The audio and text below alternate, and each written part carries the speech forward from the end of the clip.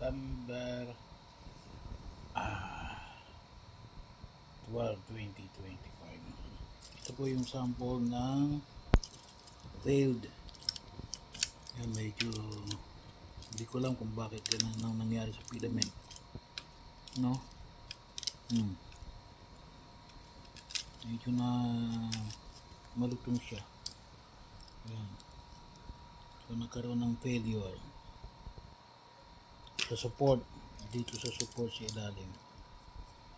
So kaya ang nangyari, yan, natanggal. Kaya nagkaroon ng problema ang support.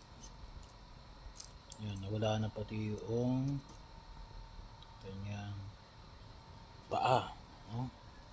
Sample po ito ng tinatawag nating failed print. So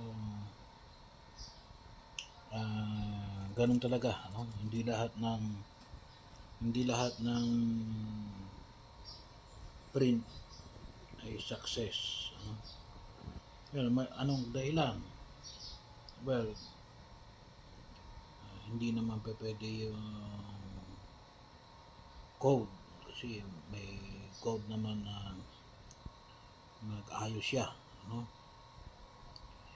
So maaring yung printer, hindi gumagana pa naman ang printer, no?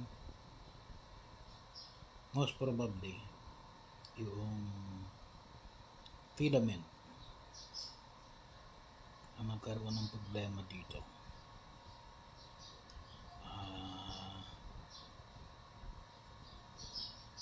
Hindi ko lang alam kung gawa ng pagka-hydroscopic niya kasi malamig kahapon eh, no? Pero sabi na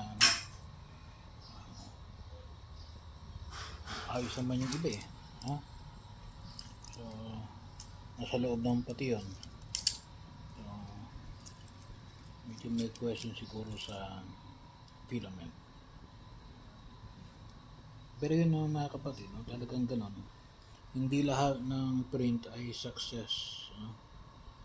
May mga failures talaga. So kaya kung tuusin, dapat na binabantayan kailangan ay yung time lapse, no? Wala kasi yung time lapse eh. Puno na kasi yung ano ko eh, yung ano noong computer, kaya tatanggalin ko muna yun para magamit natin yung time lapse. Yun lang po, maraming salamat.